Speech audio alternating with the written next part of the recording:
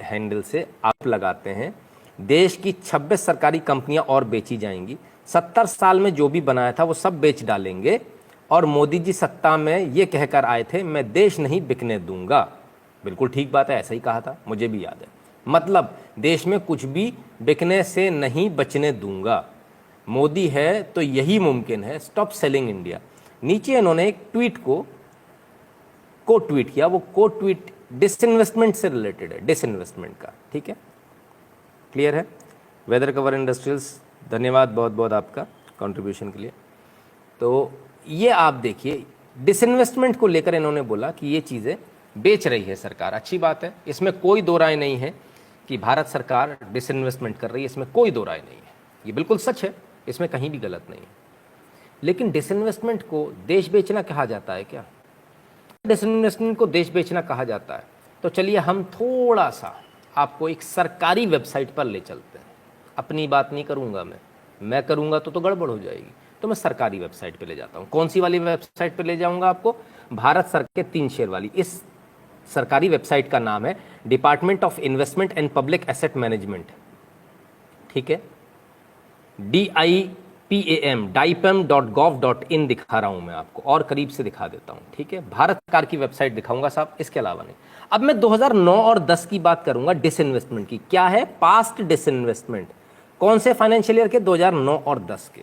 9 और 10 में किसकी सरकार थी? सोनिया गांधी सरकार थी, मनमोहन सिंह सरकार थी। कितने डिसइन्वेस्टमेंट हुए जरा मैं आपको दिखाऊं तो जरा देख लीजिए।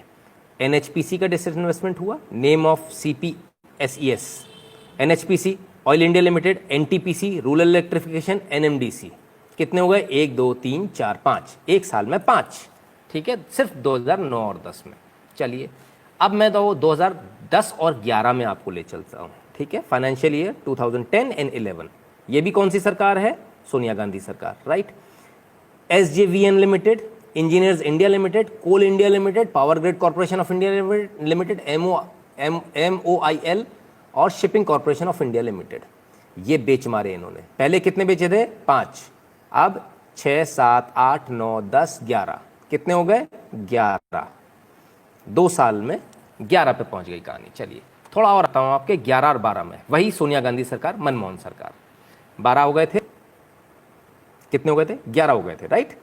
Power finance PFC limited and oil and natural gas corporation limited, इन 2 का इन्वेस्टमेंट और 12 13 हो गए, ठीक है साहब। और देखिए और कितने इन्होंने डिसइन्वेस्टमेंट किए, कितनी कंपनियां इन्होंने बेची। अब हम भी कहते हैं कांग्रेस ने भारत को बेचा था। अब 12-13 की बात करूंगा, 2012 और 13 में कितनी कंपनियां बेची। चलिए आ जाइए।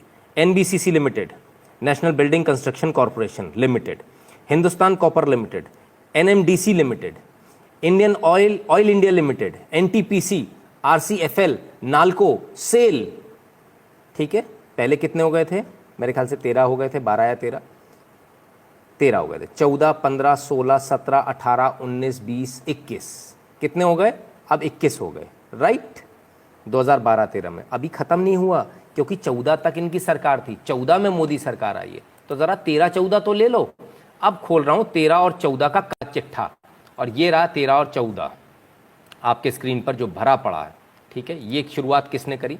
आ जाइए ऊपर से ले लेते हैं, ठीक है। कितने हो गए थे मुझे अब याद भी नहीं है, बहरहाल। NHPC, Bharat Heavy Electrical Engineers India Limited, NMDC, Power Grid Corporation of India, CPSE exchange trade funded, Indian Oil Corporation, National Fertilizers Limited, MMTC, Hindustan Copper Limited, Indian Tourism Development Corporation Limited, State Trading Corporation और NLC Limited, ठीक है साहब। ये इतने सारे। अब उल्ट वापस गिन देता हूं, 1 2 3 4 5 6 7 8 9 10 11 12 13, ठीक है।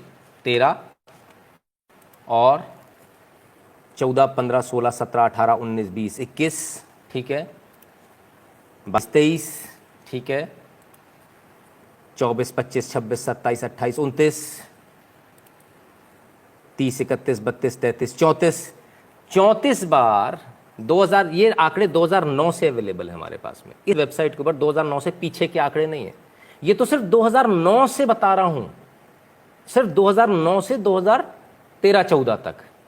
कितनी बार? 34 बार भारत को बेचा इन्होंने।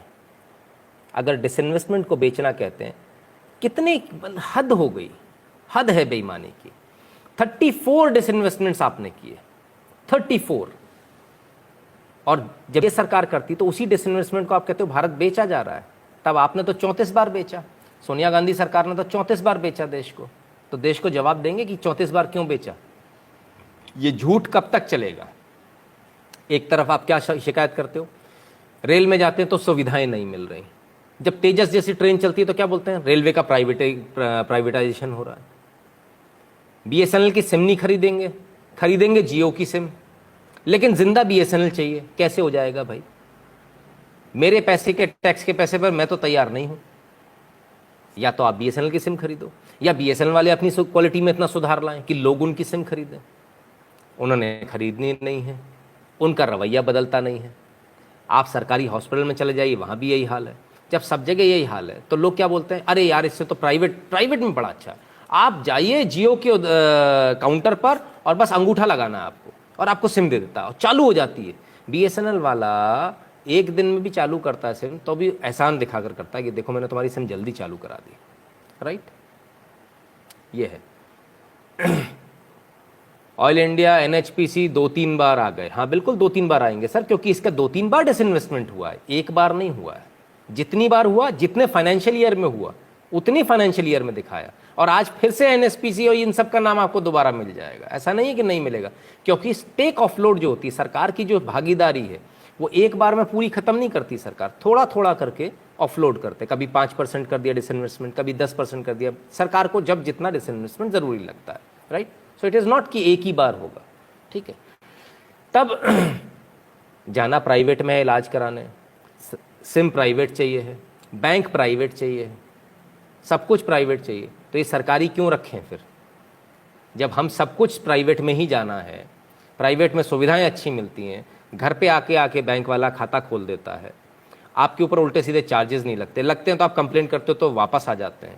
स्टेट बैंक में सुनवाई नहीं होती है, होता है ना आपके साथ, मेरे साथ भी हुआ है, ज़बरदस्ती का मेरे ऊपर डेबिट लगा दिया।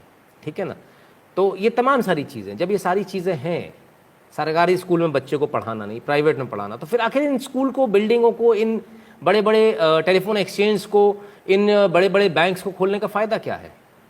क्यों इसके लिए हम लोग पैसा दे रहे हैं, इनकी तनख्वाहों के लिए क्यों पैसा दे रहे हैं, इसकी कोई आवश्यकता नहीं है। सरकार भी डिसइन्वेस्टमेंट इसी प्रक्रिया के तहत करती है। सुधीर द्विवेदी जी बहुत बहुत धन्यवाद आपका। तो जब ये डिसइन्वेस्टमेंट होता है, डिसइन्वेस्टमेंट को एक जामा आजकल जो व्हाट्सएप यूनिवर्सिटी वाले अनपढ़ जो पढ़ा रहे हैं, वो ये पढ़ा रहे हैं देश बिक रहा है। तो भाई देश 34 बार बेचा, 2009 से 2013-14 तक 34 टाइम्स। और ये मैं नहीं कह रहा हूँ, अगर आपको मेरे आंकड़ों पर कहीं से भी शक है तो आप कुछ मत कीजिए, आप इस सरकारी वेबसाइट पर चले जाइए, और ये इस वेबसाइट को अच्छे से दिखा देता हूँ, देख लीजिए, dipam.gov.in।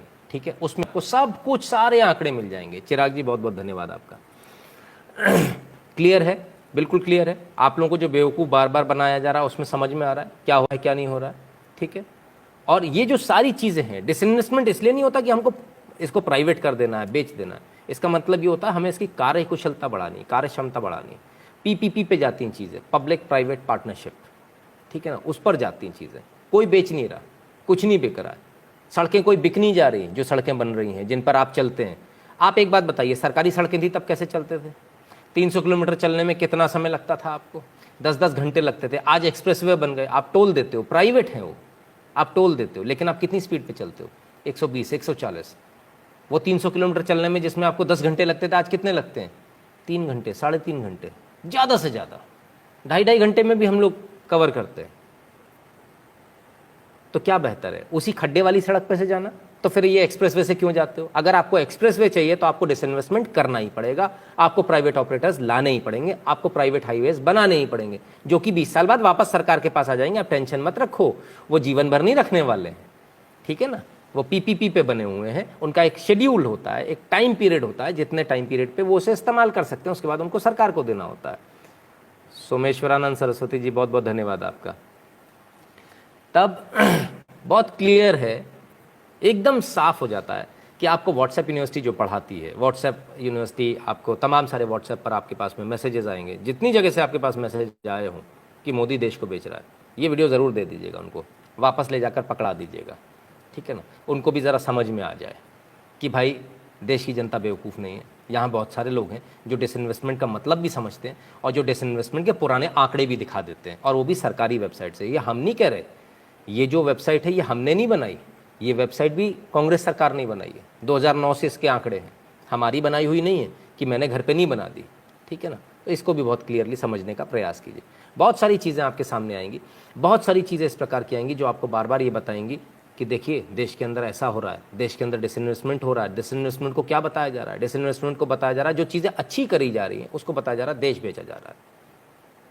ये ठीक उसी प्रकार से जैसे जब गोल्डन कोऑर्डिनेटर बन रहा था, तब सरकारों ने, जब विपक्ष में बैठे हुए जो लोग थे, कांग्रेस के जो लोग थे, उन्होंने कहा था ज़रूरत ही नहीं है इनकी गोल्डन कोऑर्डिनेटर की। और आज आप सोचिए, आज देश के अंदर एक्सप्रेसवेज हैं, ये वही लोग हैं जो हर बार हर चीज़ में इन्हें अड़ंगा लगाना होता है। एक्सप्रेसवे बनते तो ये कहते सड़क बेच दी, अगर रेलवे स्टेशंस का सौंदर्यीकरण करना होता है तो ये कहते हैं कि रेलवे स्टेशन बेच दिए। अभी दिल्ली का जो रेलवे स्टेशन है वो भी एयरपोर्ट की तर्ज पर बनने वाला, आपको बहुत मज़ा आएगा वहाँ जाकर। गुरुजी, ऐसे लोग